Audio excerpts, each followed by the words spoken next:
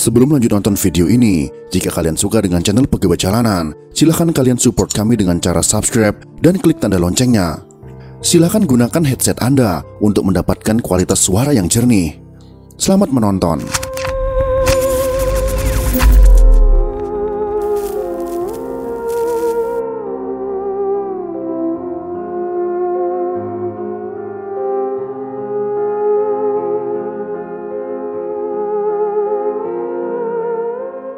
Semua sudah masuk. Bunuh semua. Kerjakan, cepat. Masih ingatkah dengan pasukan Maladi Yusuf yang pernah kami sebut dalam video yang lalu? Maladi Yusuf adalah pasukan tentara pada zaman revolusi yang berhaluan kiri. Pasukan inilah yang menyiksa dan membunuh Gubernur Jawa Timur pertama, yaitu Gubernur Suryo. Lalu siapakah yang memerintahkan pasukan FDR PKI untuk membunuh Gubernur Suryo? Dalam video kali ini akan kita bahas siapa orangnya.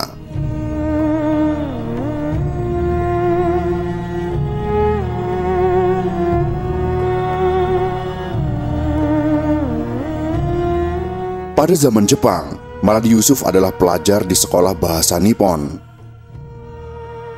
Setelah Agustus tahun 1945, ia sudah jadi komandan kompi dalam Laskar Pemuda Republik Indonesia atau PRI di bagian utara kota Surabaya. Laskar ini ikut terlibat dalam pertempuran 10 November. Belakangan pasukan Maladi Yusuf makin banyak. Ia lalu menjadi pemimpin batalion. Menurut Francisca Vanggidai dalam memoir Perempuan Revolusioner tahun 2006 halaman 133, batalion pimpinan Maladi Yusuf berada di bawah komando Brigade 29 di tahun 1948. Komandan brigadenya adalah Letnan Kolonel Dahlan. Di dalam brigade pimpinan Dahlan ini banyak sekali orang-orang kiri, kebanyakan bekas pemuda sosialis Indonesia atau Pesindo bergabung di dalamnya. Diungkapkan oleh Harry Albert Puze dalam Madiun 1948, PKI bergerak tahun 2011 halaman 197. Brigade 29 bermarkas besar di Kediri, sementara batalion elit pimpinan Maladi Yusuf bermarkas di selatan Kediri. Brigade ini terlibat dalam peristiwa Madiun dan belakangan dianggap melakukan pembangkangan. Mereka bertempur melawan tentara kiriman dari pemerintah Republik Indonesia di Yogyakarta. Di antara pasukan Dahlan, batalion Maladi Yusuf adalah yang paling unggul. Tentara pemerintah sulit menaklukkannya. Setelah Brigade Dahlan disikat, batalion Maladi Yusuf selalu berhasil kabur. Menurut Himawan Sutanto, dalam perintah Presiden Soekarno, rebut kembali Madiun, tahun 1994, halaman 215 sampai halaman 217. Batalion ini kerap bertempur untuk melindungi rombongan mantan Perdana Menteri Amir Syarifuddin, sang pemimpin Front Demokrasi Rakyat atau FDR. Setelah bulan Oktober tahun 1948, sisa batalion Maladi Yusuf belum hancur. Pasukan ini bertahan di sekitar Jalan Poros Ngawi Sragen. Di jalan poros itu, sisa pasukan yang bersenjata dan sudah pasti berbahaya bisa mencegat siapa saja yang melewatinya. Amir Syarifuddin yang memerintahkan menghabisi Gubernur Suryo. Dalam bukunya yang lain, Madiun dari Republik ke Republik, tahun 2006, halaman 181, Himawan Sutanto mengisahkan bahwa pada tanggal 9 November tahun 1948, ada pergerakan pasukan dari arah Lawu menuju utara, menyeberangi jalan poros itu. Warga desa Planglor terheran-heran melihat banyaknya rombongan pasukan. Ada yang berseragam militer, ada juga yang berpakaian hitam seperti Warok, yaitu pendekar Ponorogo. Tiba-tiba dari arah barat meluncur suatu mobil sedan berwarna hitam. Dari mobil itu keluar 3 orang yang langsung ditodong dengan senapan, dilucuti, dan diseret beramai-ramai. Aku Kromo Astro, seorang kami tua Pranglor, seperti dicatat dalam lubang-lubang pembantaian Petualangan PKI di Madiun, tahun 1990, halaman 156 sampai 157. Para pengepung menebak bahwa mereka yang berada di mobil hitam itu adalah pembesar yang pulang dari Yogyakarta. Wah, ini pembesar yang kerjanya makan enak tidur enak, kata orang-orang FDR itu. Kromo Astro mengaku ketika para penumpang mobil itu hendak dibunuh, ia berusaha mencegahnya. Jika dibunuh di pasar, maka warga desa akan merasa ngeri. Kemudian datanglah seseorang dengan mengendarai kuda. Para pengepung memanggilnya Pak Amir. Dalam catatan kaki di buku Harry Puze, disebutkan bahwa beberapa sumber menyatakan Amir Syarifuddin berada di lokasi kejadian dan sempat berbincang-bincang dengan tawanan. Pak Amir memerintahkan agar ketiga orang itu dibunuh saja di hutan yang lebih jauh. Ketiga orang itu kemudian diarak beramai-ramai ke dalam hutan, sambil terus disoraki dan dicaci maki. 3 orang yang dibunuh itu memang pejabat negara. Belakangan diketahui para korban adalah Komisaris Besar Duryat, Komisaris Polisi Suroko, dan Raden Mas Tumenggung Aryo Suryo. Nama terakhir adalah mantan Gubernur Jawa Timur.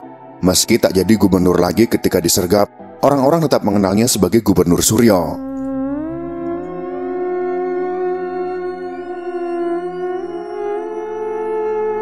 Di sekitar tempat pembunuhan itu, kemudian dibangun sebuah monumen untuk mengenang Gubernur Aryo Suryo. Laporan tentang peletakan batu pertama monumen pada tanggal 14 Juli tahun 1973 mencantumkan tanggal 10 November dan menyebut Maladi Yusuf sebagai pimpinan dari kelompok PKI yang menahan Suryo dan rombongannya. Catat Puze, tahun 2011, halaman 265. Menurut Suripno, salah satu pengepung sebenarnya tak ada maksud untuk membunuh mereka. Para pengepung ingin memperlakukan Suryo dengan baik untuk mengorek berita dari Yogyakarta. Rombongan itu ketinggalan banyak kabar terkini di akhir tahun 1948 itu. Mereka merasa hidup dalam ketidakpastian. Para pengepung kemudian mendapat serangan mendadak dari TNI, dan mereka yang tertawan kemudian dibunuh. Cerita lain terkait kematian Gubernur Suryo ditulis oleh Subagio IN dalam biografi mantan Gubernur Jakarta, Sudiro, Pejuang Tanpa Henti, tahun 1981, halaman 191. Di hari naas tersebut, dalam perjalanan pulang dari Yogyakarta, Suryo sempat singgah di rumah Sudiro yang saat itu menjabat Residen Solo. Sudiro menyebut peristiwa itu terjadi pada tanggal 11 November. Buku biografi Suryo yang dirilis pemerintah, Gubernur Suryo, tahun 1982, halaman 160 sampai dengan halaman 161, yang disusun oleh Suciat Ningsih, menyebut Suryo baru pulang dari Yogyakarta dalam rangka peringatan Hari Pahlawan 10 November tahun 1948. Suryo sempat disarankan Hatta untuk menunda kepulangannya, tapi dirinya bersikeras pulang. Di buku tersebut ditulis, setibanya di Desa Bogo, Kedunggalar Ngawi, mobil Pak Suryo berpapasan dengan sisa-sisa gerombolan PKI yang dipimpin oleh Maladi Yusuf, halaman 160 sampai halaman 161.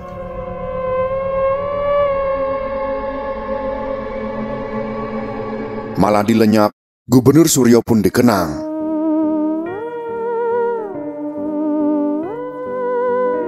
Setelah kejadian, Maladi Yusuf tidak ikut dihabisi tentara pemerintah yang kerap gagal membekuknya. Berhubung ada agresi militer Belanda pada tanggal 19 Desember tahun 1948 atas Yogyakarta yang disusul penawanan pejabat Republik Indonesia, maka banyak sisa kombatan yang terlibat dalam peristiwa Madiun terlupakan. Mereka dibiarkan masuk bergabung dengan TNI lagi, termasuk Maladi Yusuf dan pasukannya. Saya dengar bahwa batalion itu direhabilitasi oleh Kolonel Gatot Subroto sebagai pasukan TNI, oleh karena aktif melawan Belanda dalam Perang Kemerdekaan Kedua. Kata Sayyidiman Suryo Hadi Projo dalam buku Mengabdi Negara sebagai Prajurit TNI, sebuah autobiografi, tahun 1997, halaman 105. Sayyidiman menaruh curiga kepada Maladi Yusuf dan bawahannya waktu bertugas di Jawa Barat. Sekitar tahun 1965, Maladi Yusuf kena garuk aparat terkait G30 SPKI. Setelah itu tak ada lagi kabar tentangnya. Gubernur Suryo tentu saja terus dikenang, baik terkait jasa-jasanya pada Republik Indonesia dan juga sebagai korban kekejaman kombatan PKI Madiun. Pangreh Praja lulusan Osvia yang pernah jadi mantri polisi di zaman kolonial ini pernah menjabat Bupati Magetan di waktu Jepang belum datang. Di zaman Jepang, dia jadi residen Bojonegoro. Pada akhir masa pendudukan Jepang, Suryo termasuk salah satu anggota Badan Penyelidik Usaha Persiapan Kemerdekaan Indonesia atau yang sering disingkat dengan BPUPKI. Setelah proklamasi kemerdekaan pada tanggal 17 Agustus tahun 1945, dia diangkat menjadi Gubernur Jawa Timur. Pada saat hari naas tanggal 10 November tahun 1948 itu, Suryo tidak lagi gubernur, melainkan Wakil Ketua Dewan Pertimbangan Agung Republik Indonesia. Itulah sekelumit kisah tentang pembunuhan Gubernur Suryo oleh gerombolan PKI yang kejam dan bengis. Semoga kisah sejarah ini dapat menjadi pelajaran untuk kita semua, dan kita sebagai generasi muda tidak akan pernah melupakan tentang sejarah ini. Jika kalian suka dengan video ini, silakan berikan jempol ke atas. Dan jika kalian menganggap video ini bermanfaat, maka bagikanlah untuk teman-teman Anda yang lain. Terima kasih sudah menonton.